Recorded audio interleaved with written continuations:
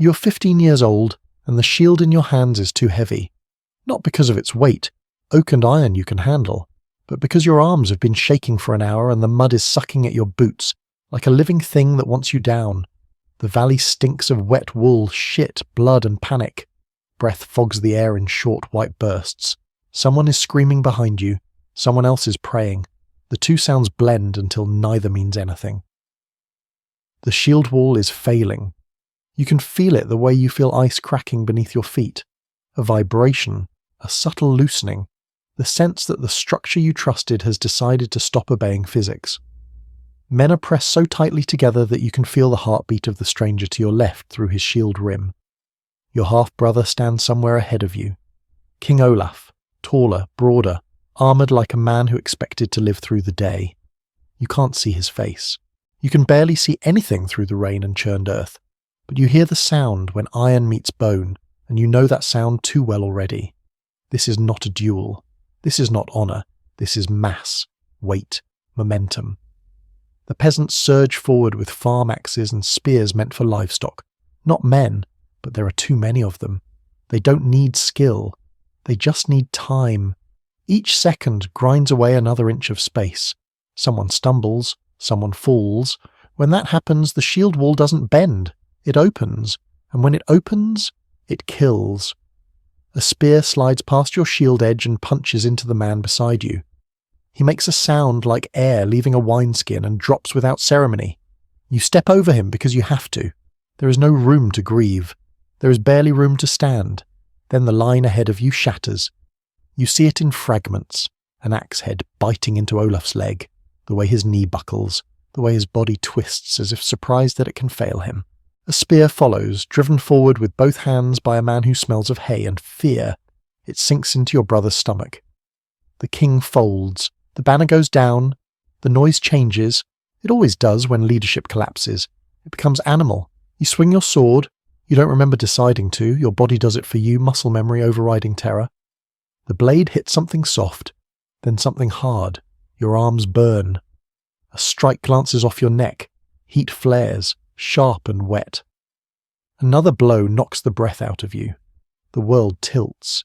You slip, fall, are trampled, kicked, buried under bodies that are still warm and twitching. Darkness comes not like sleep but like pressure.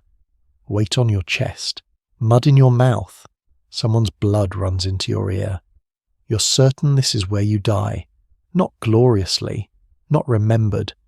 Just another shape pressed into the valley floor. Night saves you. When the killing finally exhausts itself and the survivors drift away, you claw upward through corpses that are stiffening fast. Your fingers cramp. Your vision swims. A hand grips your ankle, and you almost scream before realizing it is a dead man spasming as the cold sets in. You drag yourself free and collapse again, breathing like you've been drowned and dragged back by mistake.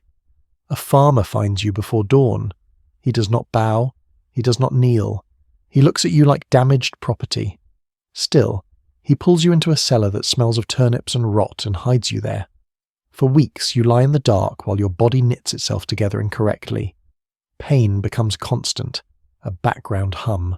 Hunger sharpens your thoughts until fear becomes clean, efficient. The boy who believed in kingship bleeds out on that cellar floor. What stands up afterward is something else, something colder. You can't stay. Word travels faster than wounds heal. Danish hunters comb the valleys, dragging bodies out of barns, testing throats for familiar scars.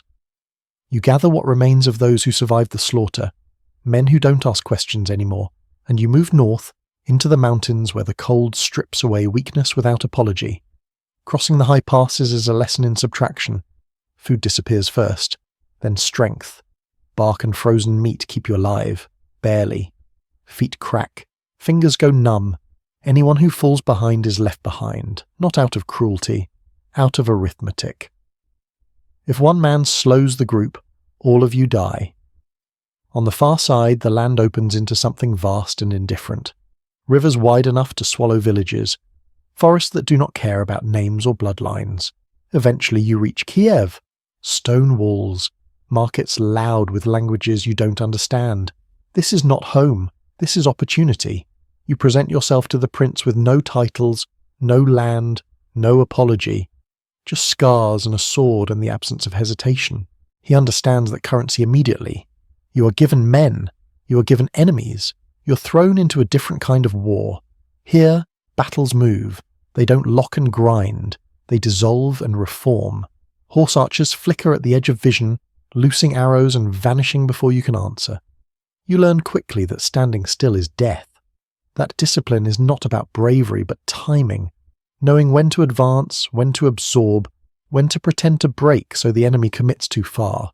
You stop thinking like a fighter and start thinking like weather. Years pass, measured in campaigns. Towns burn. Borders shift. You earn favour but not belonging. When you reach for something human, love, legitimacy, you're reminded of your place. A king without a kingdom is just a tool. So you decide to become expensive. South lies the river. The river lies. It looks calm until it kills you. 7 rapids tear at your ships like teeth. To pass them, you unload everything and drag oak hulls through mud on rollers while watching the tree line. This is where the nomads wait. Like cavalry, bone-tipped arrows, speed as a weapon. When the first shafts hit, men scream and drop the ropes. Panic wants to spread. You choke it. You force a circle, shields overlapping, backs together. Horses charge close enough that you can see foam on their bits. Axes come down. Wood splits. A horse collapses and screams like a man. By the time you clear the last cataract, the river behind you is clogged with bodies drifting into rocks. The Black Sea opens ahead. Salt replaces rot. And then the walls appear. Layered stone rising out of the haze. Domes catching sunlight like knives. Constantinople. The city does not welcome you. It absorbs you. You step into a world that hums with wealth and politics and violence conducted at arm's length. They call you a guard, but that word is a lie. You are deployed where problems need to stop existing. Pirates, rebels, mobs. You bring infantry brutality into a system that prefers procedure, and it works too well. On heaving decks, your shield wall becomes a moving fortress. Lightly armoured enemies break against it. Your axes do what they were designed to do. You don't romanticize it. You inventory it. Ships taken. Leaders executed. Survivors sold. Gold stacked. You don't spend it. Instead, you send it north in secret, chest by chest, converting blood into leverage. By the time suspicion catches up with you, you're already too dangerous to ignore and too rich to discard. When they finally cage you, the city itself revolts. Fire in the streets, screams echoing off marble. You walk out of your cell into chaos and choose the side that wins. When they drag the emperor down, it is you who holds him. You don't hesitate. Hesitation is how you ended up in that cellar years ago. Leaving is harder than entering. The harbour chain blocks escape. You solve it with weight and timing, shifting mass until wood scrapes iron and gravity does the rest. One ship makes it. One dies. You don't look back. North again. Gold-heavy ships riding low, a crown no longer hypothetical, just unpaid. When you finally stand on Scandinavian water, older, harder, alive against all odds, you understand something with absolute clarity. Survival is not about righteousness or destiny. It is about choosing again and again to do the necessary thing before someone else does it to you. And you are not done choosing. You're no longer running. That is the first change you feel. Not pride, not triumph, just the absence of pursuit. When your ships nose into the cold water of the north again, their hulls riding low with gold, you understand that velocity has reversed. For 15 years you were escaping something. Hunters, debt, insignificance, memory. Now the land waits for you instead. The men watch you differently, not with affection, with calibration. They have followed you through rapids that stripped skin from knuckles, through cities where loyalty was measured in silver weight, through nights where sleep meant dying with your mouth open. They know what you're capable of because they survived it. Survival is the only resume that matters. Kiev receives you like an investment maturing. Yaroslav does not embrace you. He inspects you. He notes the scars that healed wrong, the economy of movement, the way your eyes never stop measuring exits. When you marry his daughter, it is not romance. It is closure on an old negotiation. The ceremony is brief. Gold speaks louder than vows. The real ritual happens later when the chests are opened. Silver spills out in quantities that distort perspective. Coins from cities your countrymen cannot pronounce. Ingots stamped with foreign gods. Silk folded so fine it feels unreal in your hands. Men stare until their faces go slack. This is not wealth meant to be enjoyed. It is weight. It bends politics. It buys silence. It hires memory. When you finally sail west towards Scandinavia, the ships ride so low that waves lick the gunwales. Every mile north is a gamble with physics. Too much mass, and the sea takes it back. But you need every piece. Gold is the argument you plan to make. Norway looks smaller than you remember. Not physically, fjords are still brutal, mountains still pressed down on the sky. But politically, petty kings, chieftains who mistake tradition for leverage, a throne occupied by your nephew Magnus, young and admired and poor. He has the loyalty of men. You have the loyalty of reality. You could burn him out. Everyone expects that. It would be simple. Land, raid, starve, repeat. But you have learned something in the south. A kingdom ruined is not a prize. It is an expense. So you invite him to talk. The deck of your flagship smells of pitch and salt. Magnus arrives with confidence that has never been tested. He smiles too easily. He still believes goodwill counts. You let him see the gold. Not all of it. Enough. You watch his breathing change. You watch calculation flicker where certainty used to live. You offer him co-rule, not out of generosity, out of efficiency. You will fund the state. He will lend you legitimacy. It is a bloodless transfer of mass from one column to another. He accepts because he has no better options and because you are not bluffing. For 2 years, you rule together. The people love him. They endure you. You are the hand that tightens when needed. He is the voice that soothes afterward. It works until it doesn't. When Magnus dies, suddenly, inconveniently, the system collapses into simplicity. There is no one left to balance you. You inherit without ceremony. No trumpet announces it. Authority just settles, heavy and absolute, and that is when the resistance begins. Norway is not accustomed to being managed. Chieftains speak in assemblies. Farmers expect to argue. Taxes are negotiated, not imposed. You look at this structure and see inefficiency bordering on threat. You do not intend to be first among equals. You intend to be final. You do not explain this. Explanation invites debate. You enforce it. The first campaigns south into Denmark are not invasions. They are demonstrations. You arrive in summer, when crops are visible, when livestock is fat, when destruction is legible. You burn what cannot run. You take what can. You leave behind Asher Range like punctuation. The goal is not conquest. It is exhaustion. You return every year. The sea becomes a corridor of misery. Villages empty at the sound of oars. Children learn to hide without being told. This is not rage. It is patience weaponized. You want the Danish king to bleed authority through his people until they beg for relief. When Hedeby burns, the smoke rises for days. A trade hub reduced to cinders is not just an attack on wealth. It is an attack on memory. You are erasing futures to shorten a war. You tell yourself this is merciful. At home, the murmuring grows louder. The thing, the assembly, fills with men who remember older ways. They speak of law, of balance, of tradition. One voice carries more weight than the others. Einar Tambarskjelve. Old, respected, dangerous. He criticizes you openly. He invokes the past like a shield. You hear not nostalgia, but challenge. You learned in Constantinople what happens when challengers survive, so you invite him. The hall is warm. Food is laid out. Hospitality is a weapon here. Everyone knows it. When Einar enters, he smells it immediately. He says so. You admire that. Awareness does not save him. When the doors close, the room changes temperature. Steel comes out. There is no speech. No accusation. Just action. Blood pools between the benches. His son dies beside him. The floorboards soak it up like they were built for this purpose. News travels fast after that. Faster than speeches ever did. The thing becomes quiet. Taxes are paid. Orders are followed. Fear is a clean administrator. You found Oslo not as a city, but as an anchor. A hard point facing south. Ships launch from there like teeth. Everything is aligned toward Denmark until finally even you admit the equation will not resolve. You cannot break them without breaking yourself. You sign peace. You give up the claim. Men call it compromise. You call it clearing space. You are 50 now. Your joints hurt in the cold. You wake up stiff. Most men your age are dead or praying. You still have an army and no outlet. That is a dangerous combination. Then the news crosses the sea.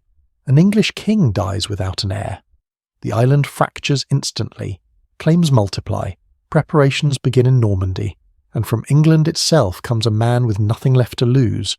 Tostig, bitter, exiled, precise in his hatred. He knows how to talk to you. He does not promise ease. He promises relevance. England, he says, is soft, divided, rich. He reminds you of an old agreement, a legal ghost that says you might have a right. Rights are flexible things. They stretch when pulled hard enough. You listen longer than you should. Mobilization is not dramatic. It is logistical. Ships gathered, food counted, men called in numbers that make the coastline feel crowded. 15,000 bodies mean 15,000 metabolisms that must be fed, moved, rested. The margin for error shrinks with every additional man. Omens circulate nightmares. You ignore them, not because you don't believe in fear, but because you understand it too well to indulge it. When the fleet sails, the sea is calm. Too calm. The kind of calm that feels like a held breath. You leave your son behind to rule. Not because you trust him, but because you understand probability.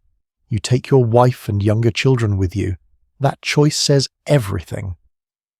England rises on the horizon, green and indifferent. You do not know yet that this land will not break the way others did. You only know that you are moving toward the last problem big enough to justify what you have become. And once you land, once the first blood spills easily, once York bends without resistance, you allow yourself one dangerous thought. Maybe this time, survival will look like victory. The march south feels like a formality. That is the mistake, though you won't name it yet.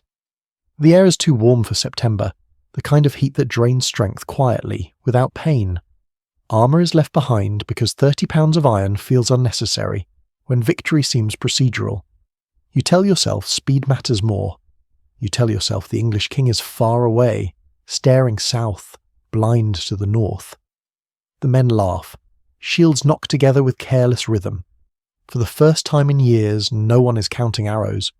Stamford Bridge is not a battlefield when you arrive. It is a waiting room, grass flattened by boots, a river sliding past, shallow and slow, reflecting a sky that looks almost generous. Hostages are supposed to meet you here. Tokens of surrender, a neat exchange that confirms authority without blood. You sit, you drink water.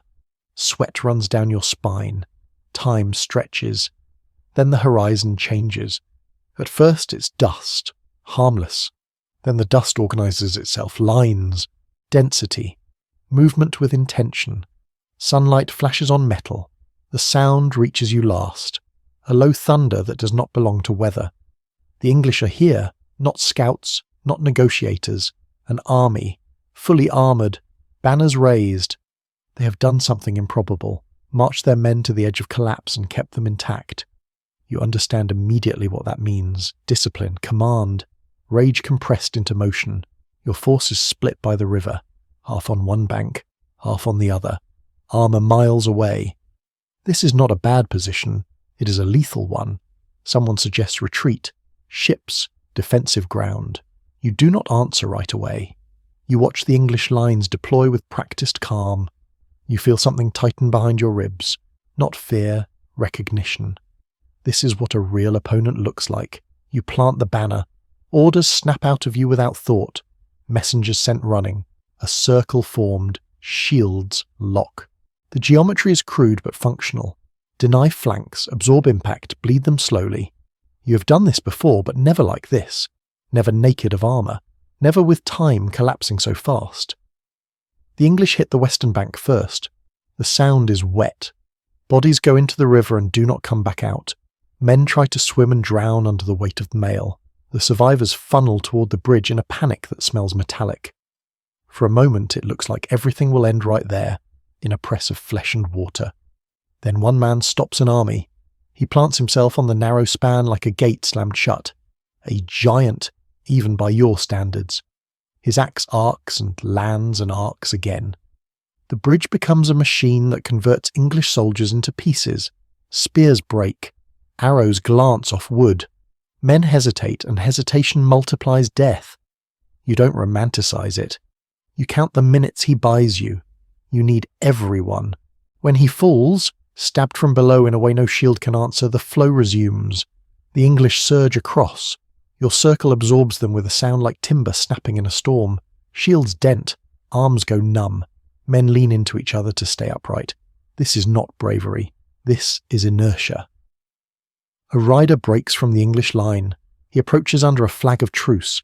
The audacity is almost admirable. He speaks to Tostig first, offers him restoration, land, power, a way out. Tostig looks at you. You see the question form and die. You already know his answer. You hear the counteroffer meant for you. 7 feet of ground, maybe more. It is enough. You order the war arrow loosed. It is not a signal to advance. It is permission to abandon restraint. You step out of the circle. Without armour, the world feels sharper, lighter. You move faster than men expect a king to move. Your sword comes up in both hands. You crash into the English line like thrown stone. For a brief, impossible moment, it works. Their formation bends. Men fall back.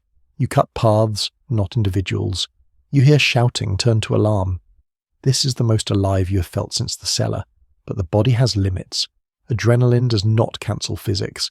It borrows against them. Missiles keep flying because they always do. One arrow finds the gap no shield covers. It strikes your throat. The sensation is not pain. It is interruption. Breath stops mid-command. The world narrows to pressure and heat. You drop to your knees, hands clawing at nothing, blood bubbling between your fingers. Air refuses to enter.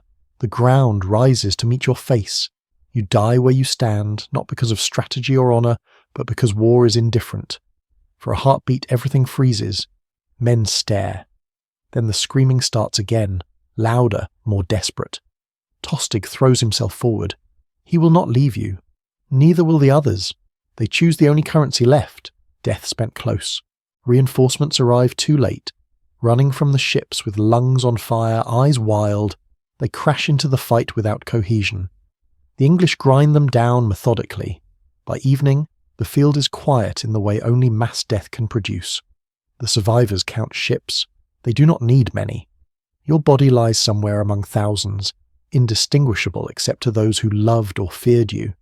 The promise is fulfilled. 7 feet of ground, maybe a little more. What you leave behind is not a victory or a failure. It is a rupture.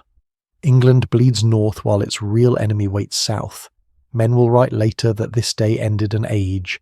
They will argue about causes, about inevitability. None of that matters here. What matters is that for 50 years, you solved problems with motion and force and timing, and at the end, the equation finally balanced itself against you. The arrow did not know your name. The ground did not care. The age you carried in your body breaks when it hits the dirt. The world moves on, lighter without you, heavier with what you set in motion. And somewhere far away, another army is already sailing, following the wake you left behind. The field is not empty when the fighting stops. It never does. Bodies stay where gravity dropped them, twisted into postures that no living muscle would choose. Steam rises as the heat bleeds out of men who were shouting minutes ago. The river carries armour downstream, bumping it against reeds with a dull, patient sound. Crows arrive early. They are not afraid. The English work first. They have to. Victory is labour-intensive. Wounded men scream until someone silences them with mercy or neglect. Spears are pulled free where they can be. Arrows are snapped so no one steps on them later. The dead are sorted into piles that make sense only to those who survived them. Kings are identified. Nobodies are left where they fell. Your body is found eventually.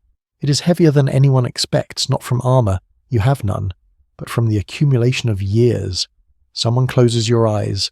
Someone else does not. You're carried off the field without ceremony. Even in death, logistics decide your fate. Tostig lies nearby, opened and cooling.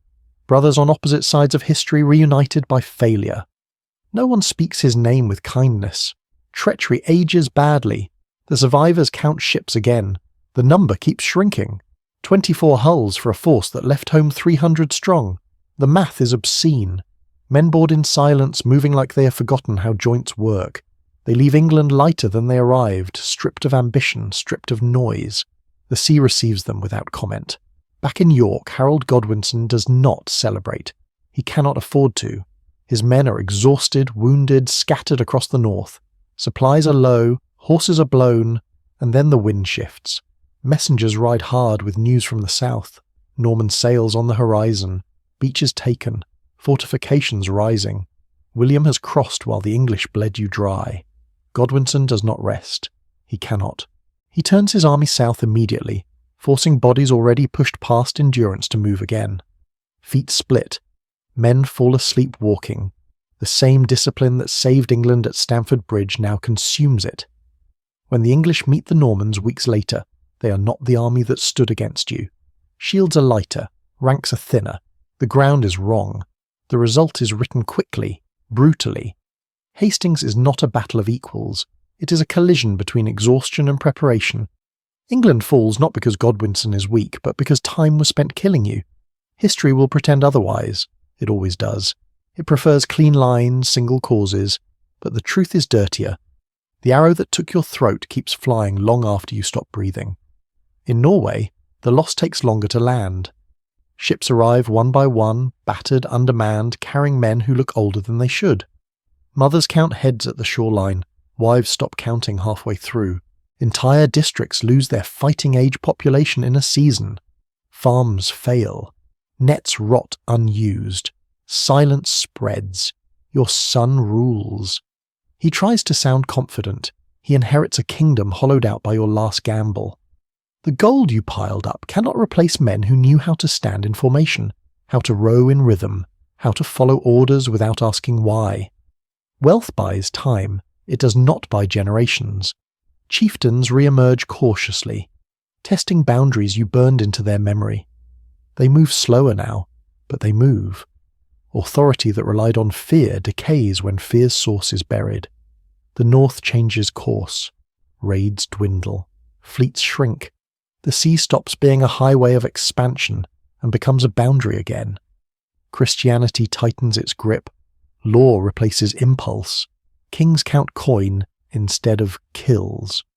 The age of men like you does not end with a proclamation. It starves. Your body is brought home eventually, or something that might be yours, bones rearranged by travel and time. You are buried, moved, forgotten, rediscovered, misplaced again. Even your grave refuses permanence. Sagas will clean you up. They will sharpen your edges, excuse your cruelty, inflate your courage. They will call you great because they cannot explain you otherwise. Chroniclers will argue over dates and motives and legitimacy. None of them will feel the heat of that September day, the dryness in the throat, the way surprise feels when it arrives too late to negotiate with. What you were cannot exist anymore. Not because it was wrong, but because the environment changed. Castles replace camps. Paper replaces memory.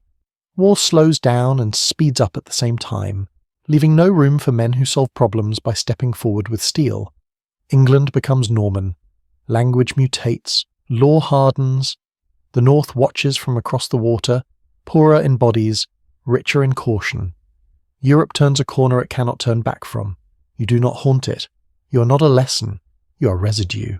The last of your veterans die quietly, in beds or by accident, telling stories that sound unreal even to themselves. Younger men listen politely, and then return to ploughs and ledgers. They cannot imagine a world where a king crosses half the earth with an army because he feels like he has one more fight left in him. But for a while, that world was real. It ran on muscle and hunger and timing. It rewarded those who understood that survival was a series of calculated violations. You were built for that world. You outlived it by just enough years to die, proving it was gone. The field at Stamford Bridge grows grass again. Bones sink deeper. The river keeps moving. Nothing marks the place except memory, and memory erodes faster than stone. That is the final accounting, not glory, not damnation. just the slow redistribution of matter after velocity ends. What remains after the noise fades is not clarity. It is inertia. The world keeps moving because it has learned how, not because anyone is steering it anymore.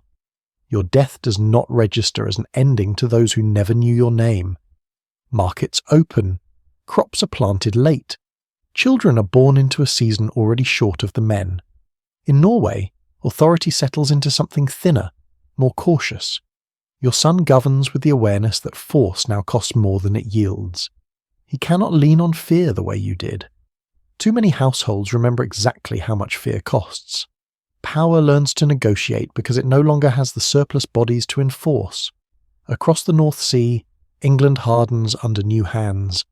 Norman stone replaces English timber. Words are replaced, then laws, then memory. A generation grows up speaking a language that did not exist before the year you died. They will never know how close the old world came to persisting one season longer. The last Viking fleets do not vanish overnight. They simply stop being decisive. Raids become theft. Theft becomes crime. Crime becomes something handled by sheriffs instead of swords. The sea closes. Not physically, but culturally. Crossing it no longer means opportunity. It means paperwork, allegiance, permission. You would not recognize this world, or perhaps you would, instantly, and feel the dull frustration of a craftsman set loose in a factory that no longer needs hands. Your life reads backward as a sequence of adaptations. Each environment stripped away one advantage and forced you to develop another. Raw strength gave way to discipline. Discipline gave way to logistics. Logistics gave way to politics. At every stage, you learned faster than the men trying to kill you. That is why you lasted as long as you did. But adaptation has limits. Eventually, the terrain changes faster than a body can. The arrow at Stamford Bridge did not defeat you. It simply arrived after the margin disappeared. There was no room left to improvise, no buffer of chaos to exploit. For the first time since the cellar, timing turned against you completely. Later generations will search for meaning in that moment. They will debate whether you charge because of pride, desperation, calculation, madness. None of those explanations survive contact with reality. You charged because standing still would have meant watching the world close around you. Motion was the only language you trusted. What you never learned, what no one in your world could have taught you, was how to stop. Survival taught you to escalate, to apply more force, faster, earlier. That strategy worked until it didn't, until escalation met preparation instead of panic. England did not break because it had already been broken once that month. There was nothing left to give. In that sense, your final campaign was not an error. It was consistency carried to its natural conclusion. The age that ends with you does not vanish in a blaze. It leaks out through institutions. Kings stop leading from the front. Wars stretch longer and kill more efficiently. Violence becomes abstracted, managed by systems rather than men with names. People will say you buried an age in 7 feet of English ground. That flatters the dead and simplifies the living. Ages are not buried. They are displaced, pushed aside by newer solutions to the same old problems. You were one such solution. A good one, for a time.